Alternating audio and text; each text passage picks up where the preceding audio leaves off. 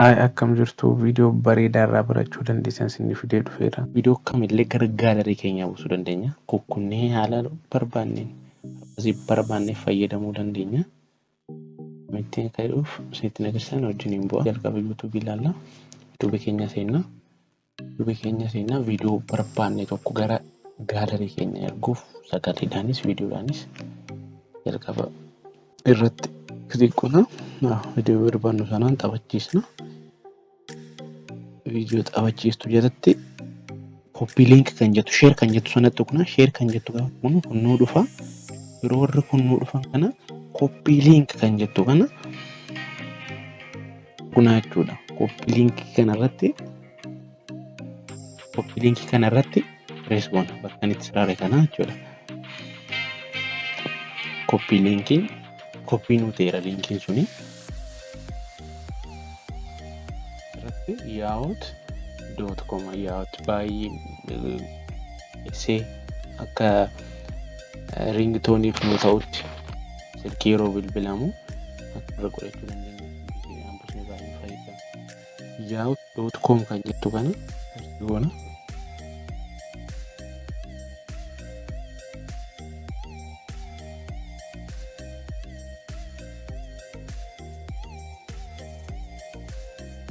Kunuun fideera. Bakka kanatti paste goona. Bakka qabnee irra turra. Sababni paste kan jettu nu dhufti. Yeroo paste kan jettu sana tuqnu asirratti nu barreessaa jechuudha. Linkii isaachii finnee dhufne sana.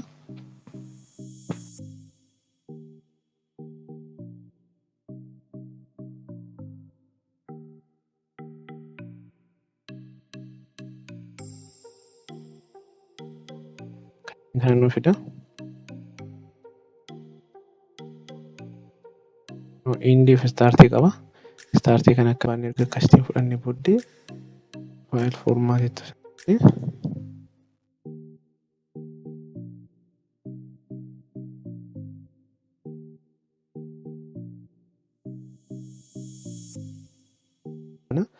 itti maqaa edit godhanna.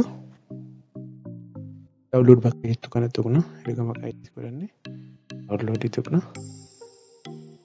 Akkasiin download nu gochaa jira jechuudha. Kun download gochuu lakkaa'aa jira.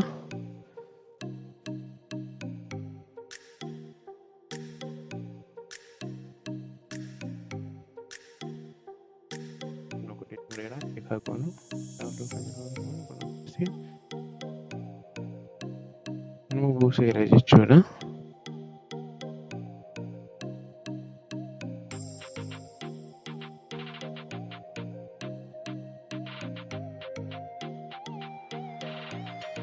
Amma TikTok irraa akkamitti buusuu akka dandeenyu waliin haa ilaallu.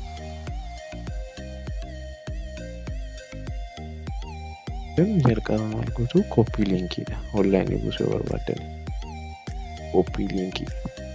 Man maal godha? Linkii kun copy godhadha. Linkii kun isaan copy godhadha bakka kana. Share bakka jettu kana naan tuqa.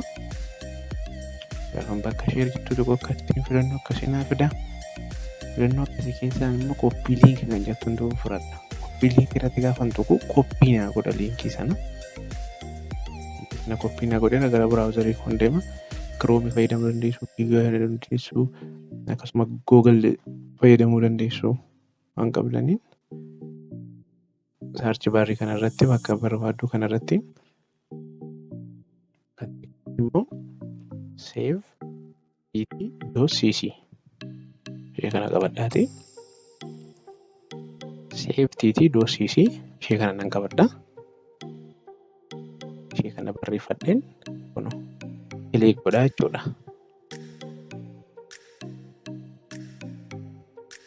Ishee kana gaafa click godhu istinaafidha. Bakka paste godhu qaba.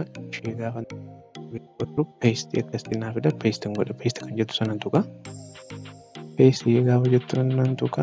Ergan ishee tuqee search kan jettu kanan tuqa. Search kan jettu kana gaafa tuqu istinaafidha. Formaatii barbaadu download godhachuun ni danda'ama. Duration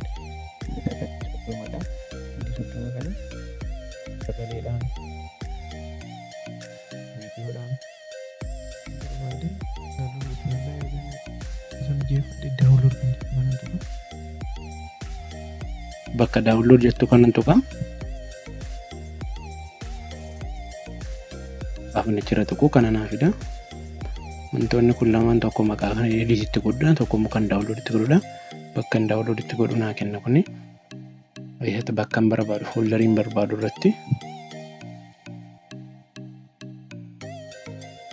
ergan maqaa rineem godhee bakka ergan filadhee booddee dhumarra dhufee gajjallaa jirtu kana daawunlood kan jettu kanan bakka kanan tuqaa jechuudha.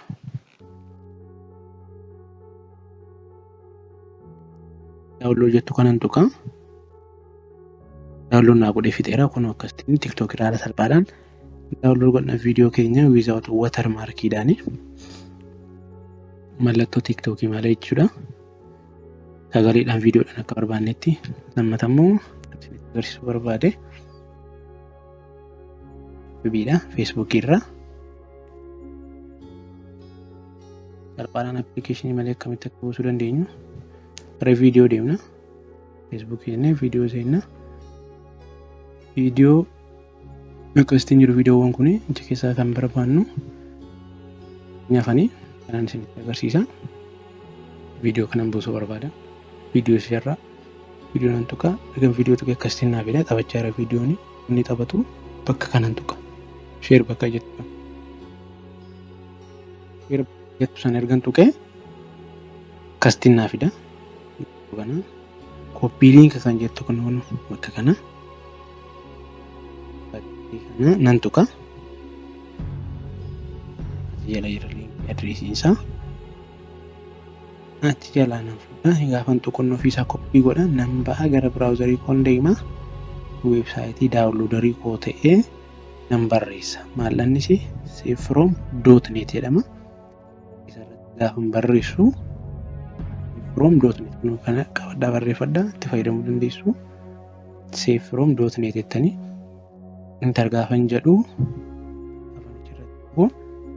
nanaa fida. Intar the URL kan jettu kana gidduu ishee tuqee gaafan turu filannoo akkasii naa fida. Paste kan jettuun tuqaasitti. Bakka sana xiqqoo qabdanii gaafa turtanii paste kan jedhu iddoo isinii fida. Paste turtu gaafa turtanii ofii masaa jiiteekti godhee akkasitiin viidiyoo nuu fida. Viidiyoo sana jala immoo foormaatiin daawunlood itti gochuu dandeenyu jira. Daawunlood kan jedhan tuqaasitti. Masalan akkuma TikTokii fi YouTube sana asiin naa fida. Filannoo lama bakka maqaatti barreessu bakka daawunlood itti godhu mijeesseera waan ta'eef daawunloodiin ajaje. Kun akkasitiin daawunlood naa gochaa jira amma.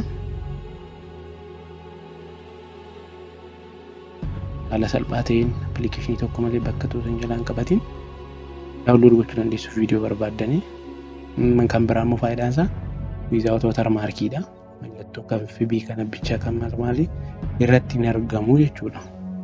Kana fudhattanii ediitii gochuu dandeessu, waan barbaadaniif itti fayyadamuu dandeessu. Awweel kanadha.